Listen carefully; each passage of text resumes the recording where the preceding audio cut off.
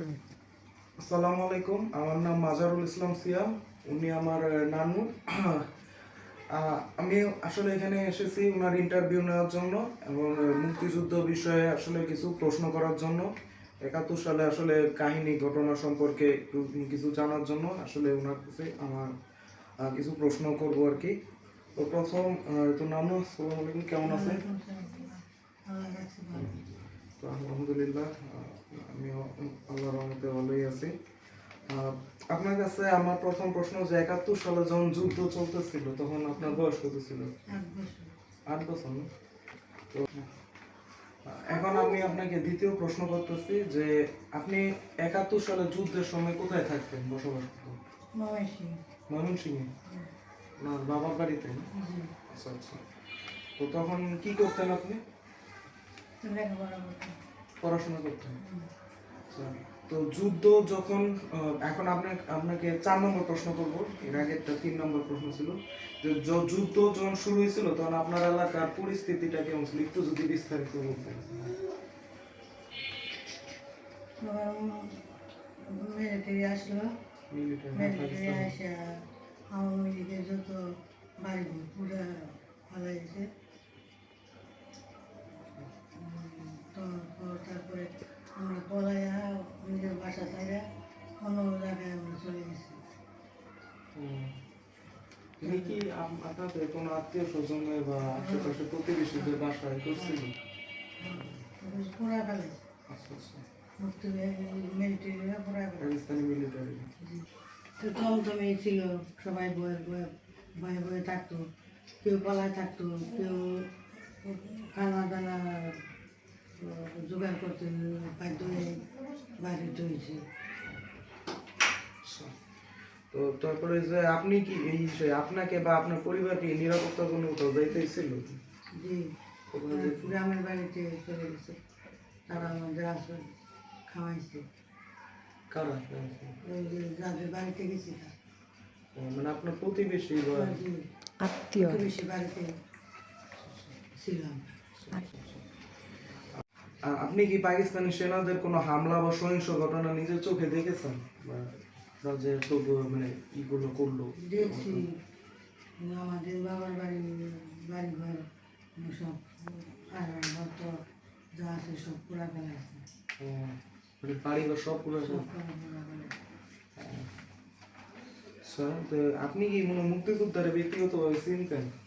না, মুক্তিযোদ্ধারে চিনতেন না?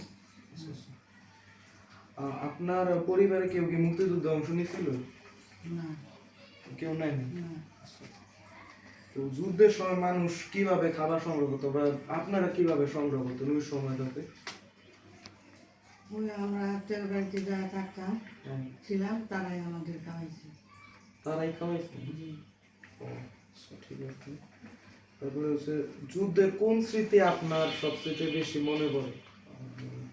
আমাদের বাবার বাড়ি পুরাই ফেলাইছে, এই স্মৃতিটা সবসময় মনে পড়ে। এখনো মনে পড়ে না?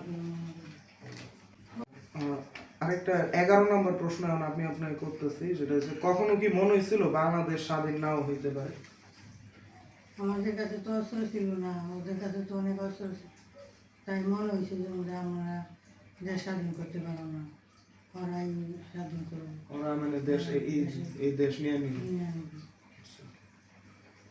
তো বিজয়ের খবর শুনে আপনার আসলে অনুভূতিটা কেমন ছিল, মানে বাংলাদেশ যখন আনুষ্ঠানিকভাবে বিশ্বের মানচিত্রে দেশ হিসেবে প্রতিষ্ঠিত হয়েছে 71 সালে 16 ডিসেম্বর, তখন আপনার মানে অনুভূতি কেমন ছিল? সবাই মিছিল নিয়ে বাইরেছে, সবাই খুশি, খুব খুশি হয়েছে। আপনি ওই সময় মানে কি মানে কোথায় ছিলেন যেদিন মানে একদম 16 ডিসেম্বর যেদিন দেশটা আনুষ্ঠানিকভাবে স্বাধীন? আমরা তাদের বাড়িতে গেছিলাম, তাদের বাড়িতে ছিলাম। তাদের বাড়িতে ছিলেন? ওখান থেকে খবর পাইছেন? জি। আচ্ছা আচ্ছা।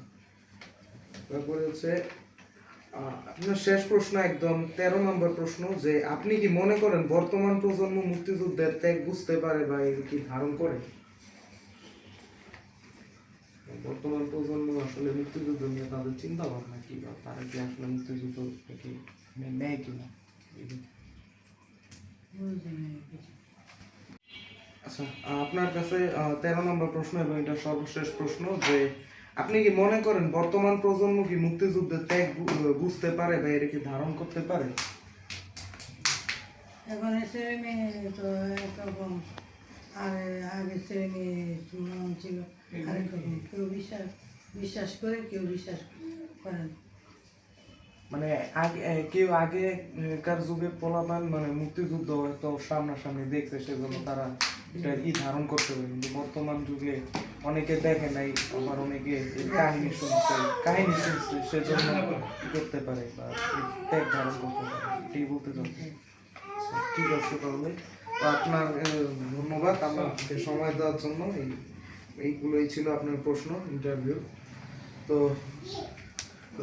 হ্যালো, সবাইকে এই কথা বলে আমি জানাচ্ছি আমার ইন্টারভিউটা শেষ করছি। আসসালামু আলাইকুম।